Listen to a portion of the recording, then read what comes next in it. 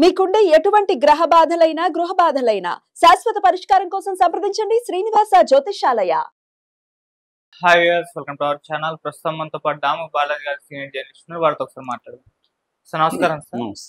Sir మావోయిస్టులని ఒక చీలికి వచ్చేసినట్టుగా కనిపిస్తుంది sir. అంటే మనం చూస్తూ వస్తున్నాం, మావోయిస్టులు చాలా మంది చనిపోతూ వస్తున్నారు, ఎన్కౌంటర్ల వల్ల మీకు జరుగుతున్నాయి, ఆపరేషన్ కగర్ పేరుతో కొంతమంది సరెండర్ అయిపోతున్నారు. ఇటువంటి పరిస్థితుల్లో ఇప్పుడు చీలిక రావడం అనేది మావోయిస్టు మూవ్మెంట్ లోనే ఒక కీలకమైన పరిణామంగా చెప్తున్నారు. మొన్న ఒక లెటర్ రిలీజ్ అయింది, మనం చూసాము. అంటే మేము లొంగిపోతున్నాం, ఆయుధాలు వదిలేస్తామని చెప్పేసి. ఇప్పుడు మరొక లేఖ రిలీజ్ అయిపోయింది. సో ఆ లేఖ అది పర్సనల్ ఒపీనియన్ మాత్రమే, అది మొత్తం పార్టీకి సంబంధించింది కాదని చెప్పేసి ఇంకో లేఖ రిలీజ్ చేస్తారు. ఈ విధంగా భిన్నమైన అభిప్రాయాలు వ్యక్తం చేస్తూ లేఖలు రిలీజ్ అవ్వడం అనేది ఇది చీలిక తెచ్చిందని అర్థమైపోతుంది. మరి ఏ విధంగా చూడొచ్చు అంటారు? అటువైపేమో ఆ ఆపరేషన్ కగర్ పేరుతో నెక్స్ట్ ఇయర్ 31 లోపల, మార్చ్ 31 లోపల ఫినిష్ చేస్తామన్నారు. కాకపోతే ఈ చీలికలు చూస్తుంటే అంతలోపే మావోయిస్ట్ మూవ్మెంట్ అనేది పోయే అవకాశం కనిపిస్తుందని చెప్తున్నారు. మరి ఎందుకు ఈ కారణాలు ఏం చెప్తారు దీనికి సంబంధించి? మీరేం చెప్తారు? మామూలుగా మావోయిస్ట్ పార్టీలో అన్ని పొలిటికల్ పార్టీలో ఉన్నట్టే భేదాభిప్రాయాలు ఉంటాయి. కాకపోతే దాంట్లో ఇంటర్నల్ గా వాళ్ళు డిస్కషన్ ఉంటుంది. వాళ్ళకి ఏంటంటే సెంట్రల్ డెమోక్రటిక్ సెంట్రలిజం అంటారు. డెమోక్రటిక్ సెంట్రలిజం అంటే కింది కమిటీలు పై కమిటీలకు కట్టుబడి ఉండాలి, పై కమిటీలు విత్ ఇన్ ద దీంట్లో మెజారిటీకి మైనారిటీ కట్టుబడి ఉండాలి. ఇప్పుడు మనం 5 మంది ఉన్నాం అనుకో ఒక కమిటీలో, ఒక సెంట్రల్ కమిటీలో ఫర్ ఎగ్జాంపుల్ 5 మంది ఉన్నాం అనుకో, ముగ్గురు ఒక అభిప్రాయం చెప్పారు, ఇద్దరు దానికి భిన్నమైన అభిప్రాయం. ఒకరిని చంపాలని ముగ్గురు చెప్పారు, ఇద్దరేమో చంపొద్దు, చంపడం కరెక్ట్ కాదని ఇంకిద్దరు చెప్పారు. అప్పుడు ఏది అమలు చేయాలి అనుకున్నప్పుడు మెజారిటీదే అమలు చేయాలి, ఈ ముగ్గురిదే అమలు చేయాలి. ఆ ఇద్దరు కూడా చంపే కార్యక్రమాలు పాల్గొనాలనుకున్నప్పుడు కూడా వాళ్ళకి ఇష్టం లేకపోయినా పాల్గొనాలి. అది సిస్టమ్, పార్టీ సిస్టమ్ అలా వర్క్ చేస్తుంది. సో ఇలాంటప్పుడు ఏమవుతుందంటే ఆ ఇద్దరిలో ఒక అసంతృప్తి అనేది పెరుగుతూ ఉంటుంది. ఈ ముగ్గురు గొర్రెలు, ఈ ముగ్గురిది అభిప్రాయం తప్పు, మా ఇద్దరిది కరెక్ట్ అని వాళ్ళు నమ్ముతారు. అయినా మెజార్టీకి కట్టుబడి ఉండాలి కాబట్టి కట్టుబడి ఉంటారు. రెండోది, వాళ్ళిద్దరి అభిప్రాయం మిగతా పార్టీలు ఎక్కడ కూడా చెప్పకూడదు, ఎవరికి చెప్పకూడదు వాళ్ళిద్దరి అభిప్రాయం. వాళ్ళిద్దరూ కూడా ఏం చెప్పాలి, ముగ్గురు అభిప్రాయమే తమ అభిప్రాయంగా అందరికీ చెప్పాలి. ఇది ఒక సఫికేషన్ ఇస్తుంది. అంటే నాది కరెక్టు అని వేరే వాళ్ళకి చెప్పకుండా ఒక తప్పుడు అభిప్రాయం అనుకునే దాన్నే కరెక్ట్గా అందరికీ చెప్పాలి. ఇది ఒక ప్రాబ్లమేటిక్ పార్టీలో ఉండే స్ట్రక్చర్లో ఒక ప్రాబ్లం.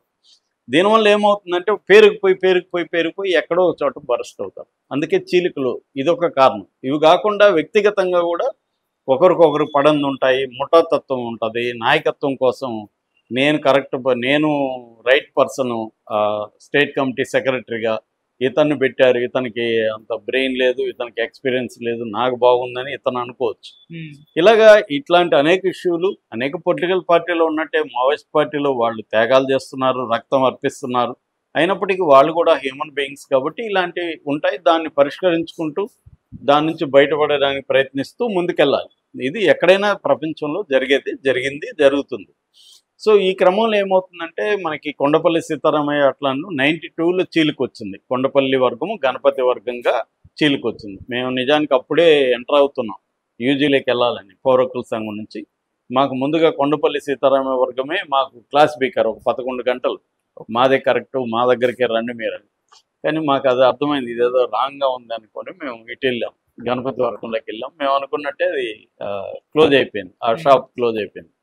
సో అలాగా ఇప్పుడు ఏంటంటే నాకు తెలిసి ఇంత తీవ్ర నిర్బంధం ఎప్పుడూ లేదు దేశంలో. నిర్బంధాలు ఉన్నా ఒక ప్రాంతంలో ఉంటే ఇంకో ప్రాంతానికి వెళ్ళిపోయేవాడు, ఆ ప్రాంతంలో నిర్బంధం ఉండేది కాదు అప్పట్లో. ఇప్పుడు ఆంధ్రాలో నిర్బంధాన్ని తట్టుకోలేక, తెలంగాణలో నిర్బంధాన్ని తట్టుకోలేక దండకారణ్యమో ఇంకోటి వెళ్ళిపోయారు. అప్పుడు ఏమైంది, అక్కడ బతకగలిగారు, అక్కడి నుంచి విస్తరించారు. ఇప్పుడు అట్లాగా దేశం అంతా ఎక్కడ పోయే పరిస్థితి లేదు. ఎందుకంటే సెంట్రలైజ్డ్ కమాండ్ ఏర్పడింది, సెంట్రలైజ్డ్ ఫోర్సెస్ ఆపరేషన్లోకి వచ్చాయి. లెఫ్ట్ వింగ్ ఎక్స్ట్రీమిజం అనే ఒక ఎక్స్ట్రీమిస్ట్ వింగ్ ఒకటి సెంట్రల్ లెవెల్లో హోమ్ డిపార్ట్మెంట్ ఏర్పడింది. సో పోలీసు ఈ ఎక్కడెక్కడ ఉన్నారో వీళ్ళని హై టెక్నాలజీ కూడా ఎప్పుడు ఉపయోగించిన హై టెక్నాలజీ, అన్మాన్డ్ వెహికల్స్ అంటే మన డ్రోన్స్, థెర్మల్ టెక్నాలజీ అంటే నైట్ టైంలో కూడా కదలికలను గుర్తించే టెక్నాలజీ, ఇవన్నీ ఏర్పడాయి. అట్లాగే అడవుల్లోనే జంగిల్ ట్రైనింగ్, ఇంతకుముందు జంగిల్ వార్ఫేర్ ట్రైనింగ్ క్యాంప్స్ అడవుల్లోనే పెట్టి అడవుల్లోనే నక్సలైట్లను చంపాలంటే మీరు కూడా నక్సలైట్ లాగా, మావోయిస్టులను చంపాలంటే మావోయిస్ట్ లాగా ఉండాలి అన్న ట్రైనింగ్ ఇవ్వడం. దాదాపు ఈ ఒక్క బస్తర్ ఏరియాలోనే 300-400 క్యాంపులు పెట్టడం. ఎందుకంటే ఇప్పుడు మావోయిస్ట్ పార్టీ యాక్టివ్గా ఉన్నది ఓన్లీ 6 డిస్ట్రిక్ట్లో అకార్డింగ్ టు సెంట్రల్ గవర్నమెంట్. ఓవరాల్గా 18 జిల్లాల్లో వీళ్ళ ఉనుకుంటే ఒక 6 జిల్లాల్లో మాత్రమే మావోయిస్ట్ పార్టీ చాలా చురుగ్గా పనిచేస్తుంది. అందులో 4 జిల్లాలు ఛత్తీస్గఢ్, 1 ఒరిస్సా, 1 మహారాష్ట్ర. సో ఈ దీని మీద ఫోకస్ చేసి వీళ్ళని ఏరేయడం, అది కూడా టాప్ లీడర్ని చంపేయడం అనే టార్గెట్లోకి వెళ్ళింది. దీంట్లో రకరకాల పద్ధతులు, ఈ పద్ధతుల వల్ల ఏమవుతుంది, వీళ్ళని ఎట్లా విడదీయాలనేది కూడా జరుగుతుంది. వీళ్ళల్లో ఆల్రెడీ ఏమేమి సమస్యలు ఉన్నాయి దీనంతా కూడా ఇంటెలిజెన్స్ వర్గాలు అధ్యయనం చేస్తాయి. అంటే ఎవరెవరికి మధ్య ఏ సమస్యలు ఉన్నాయి అదొకటి. రెండోది వాళ్ళ బంధువులను పట్టుకొని వాళ్ళ బంధువుల దగ్గర లెటర్లు రాయించి వచ్చేయమని చెప్పడం, ఇవన్నీ కూడా క్యాంపెయిన్లు నడుస్తున్నాయి. ఈ క్రమంలో తీవ్ర నిర్బంధం ఈ ఇయర్లోనే 2024లోనే దాదాపు సెంట్రల్ కమిటీ మెంబర్లు 7 మంది చనిపోవడం కానీ, లేకపోతే మొన్న సరెండర్ అయిన సుజాతక్క వీళ్ళతో పోలిస్తే మొత్తం 7 మంది అయిపోయారు. మొత్తం 42 మంది ఉన్న సెంట్రల్ కమిటీ ఇవాళ 12కి పడిపోయింది. అట్లాగే స్టేట్ కమిటీ లీడర్లు, డివిజన్ కమిటీ లీడర్, రకరకాల హోదాల్లో ఉన్నవాళ్ళు చనిపోవడము, సరెండర్ అవ్వడము జరిగింది. అంటే దాదాపు 1000 మందికి పైన యాక్టివ్ మావోయిస్టులు చనిపోవడం కానీ, ఇది కానీ 2024 నుంచి ఇప్పటివరకు జరిగింది. సరెండర్ అవ్వడం కానీ, చనిపోవడం కానీ. ఈ క్రమంలో ఏంటంటే ఇవాళ ఉన్న టాప్ లీడర్స్ అందరూ కూడా 60 ఏళ్ల పైబడిన వాళ్ళే. ఎవరో ఒకరిద్దరు హెడ్మా లాంటి వాళ్ళు తప్ప మిగతా అంతా 60 ఏళ్ల పైబడిన వాళ్ళే. మావోయిస్ట్ పార్టీలో 60 ఏళ్ల పైబడిన వాళ్ళు నాయకత్వం ఉండడం వెరీ వెరీ డిఫికల్ట్. ఎందుకంటే వాళ్ళు ఎక్కువగా అడవుల్లో తిరగాలి, నడవాలి, పరిగెత్తాలి, పోలీసులు వచ్చినప్పుడు చురుగ్గా ఫైట్ చేయాలి. ఇవన్నీ చేయాలంటే వాళ్ళకి సాధ్యమయ్యే పని కాదు. ఎందుకంటే అది వెరీ వెరీ డిఫికల్ట్. మనం ఊహించనంత డిఫికల్ట్ అది. మనం ఊహించలేం బయట కూర్చొని. ఎందుకంటే ఆ లైఫ్ ఒకరోజు మనం ఫారెస్ట్కి వెళ్ళి వస్తే తెలుస్తుంది మనకి. మామూలుగా ఆ మధ్య మా సినిమా కోసం మేము ఒక ఫారెస్ట్లో 14 రోజులు చేసినప్పుడు మా వల్ల అందరికీ మొత్తం జ్వరాలు ఇవన్నీ వచ్చేసాయి, కాళ్ళు కొట్టుకుపోయాయి. అప్పటికి షూలు అవన్నీ వేసుకున్నా కూడా వెరీ వెరీ డిఫికల్ట్. అప్పటికి మనం అన్ని సౌకర్యాలు ఉంటాయి అడవిలో కూడా మనకి, ఎందుకంటే మనం ప్రిపేర్ అయిపోతాం కాబట్టి. వాటర్ కానీ అన్ని. వాళ్ళకి అట్లేముండదు, ఎక్కడంటే అక్కడ వాటర్ తాగాలి, ఫుడ్ ఒక్కోసారి ఉండదు, ఏం పస్తులు ఉండాలి, నడవాలి. ఇవన్నీ తట్టుకునే ఒక శరీరం 60 ఏళ్ల తర్వాత ఉండదు. వాళ్ళకి ఆల్రెడీ అనేక జబ్బులు ఉంటాయి. ఆ జబ్బులకి సరైన కేర్ తీసుకోలేరు. మనం అన్ని కేర్ తీసుకొని మనం మేనేజ్ చేయడం మన జబ్బుల్ని చాలా కష్టంగా ఉంది. అక్కడ వాళ్ళకి ఏమి ఉండదు. ఇవన్నీ తట్టుకొని 60 ఏళ్ల ఏజ్ పైబడిన మనుషులు అక్కడ ఉండడం కష్టం. ఈ నేపథ్యంలో ఏం చేస్తుందంటే ఒక పక్క భయంకరమైన నిర్బంధం ఉంది, పనిచేసే పరిస్థితి లేదు. బతికుండడమే విప్లవంలాగా అయిపోయింది. నువ్వు బతికుంటే నువ్వు విప్లవం చేస్తున్నట్టే, నువ్వేమి ఇంక పనిచేసే పరిస్థితి లేదు. సో ఊర్లు తగలబెట్టేయడం, ట్రైబల్ వీళ్ళకి ఆశ్రయం ఇచ్చే పరిస్థితి భయపడేట్టుగా చేయడం వాళ్ళు. అందువల్ల గ్రామాల ఆశ్రయం లేకుండా, ప్రజల సపోర్ట్ లేకుండా దళాలు కానీ లేకపోతే పీపుల్స్ లిబరేషన్ గెరిల్లా ఆర్మీ సైనికులు కానీ పనిచేయడం వెరీ డిఫికల్ట్.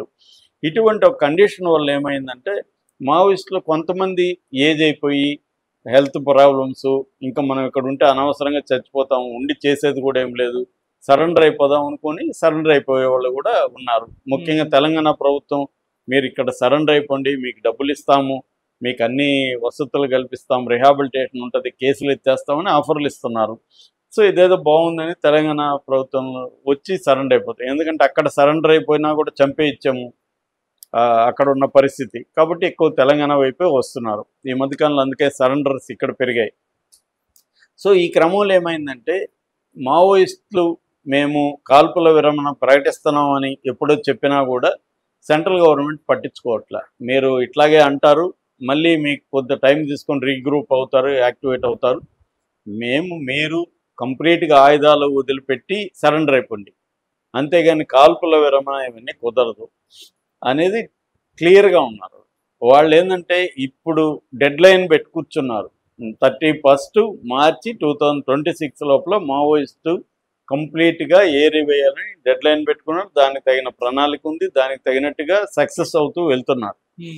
కాబట్టి ఇప్పుడు వాళ్ళు ఆయుధాలు విసర్జన అంటే మళ్ళీ బలపడతారు, అది వాళ్ళకి తెలుసు. అందుకని వాళ్ళు ఏంటంటే మీరు సరెండర్ అయిపోయి ఆయుధాలు వదిలేసి సరెండర్ అయిపోయి మెయిన్ స్ట్రీమ్లోకి వచ్చేయండి, లేదంటే చంపేస్తాం, ఇంతే. అరెస్టులు గిరెస్టులు ఉండవు, చావా సరెండరా ఈ రెండే ఆప్షన్లుగా పెట్టేశారు. దీంతో ఇప్పుడు ఏమైందంటే ఒక మావోయిస్టు సెంట్రల్ కమిటీ నాయకుడు అభయ్ పేరుతో ఒక ప్రకటన, డీటెయిల్గా 5 పేజీల ప్రకటన వచ్చింది. దాంతోపాటు ఒక ఆడియో రికార్డు, వాయిస్తో రికార్డర్ అది వచ్చింది. దాంతోపాటు ఆయన ఫోటో కూడా మల్లోజుల వేణుగోపాలరావు అలియాస్ సోను అలియాస్ అభయ్, ఈయన పేరుతో ఒక ప్రకటన వచ్చింది. ఆయన ఫోటో కూడా వచ్చింది. ఆ ఫోటో ఆ ప్రకటన ఏంటంటే అసలు మావోయిస్ట్ పార్టీ ఉద్యమం మొదటి నుంచి కూడా అతివాద తప్పులు చేస్తున్నాం, రకరకాల మొత్తానికి ఉద్యమం కరెక్ట్గా లేదు ఈ దేశంలో అన్నది ఫస్ట్ నుంచే ఉద్యమాన్ని తప్పుపడుతూ, మరి ఇన్నేళ్ళు ఈయన ఎలా ఉన్నాడు అనే డౌట్ వస్తుంది మనకి. అంత తప్పుడు ఉద్యమం ఎప్పుడు అర్థమైంది, ఇప్పుడు అర్థమైందా, లేకపోతే ఇంతకుముందే అర్థమై కూడా గమ్మున ఉన్నాడా, ఏం తెలియదు. మొత్తానికి ఇది గందరగోళంలో పడేసింది. సో మేము ఆయుధాలు వదిలేస్తున్నాం అనేది ప్రకటించేశారు.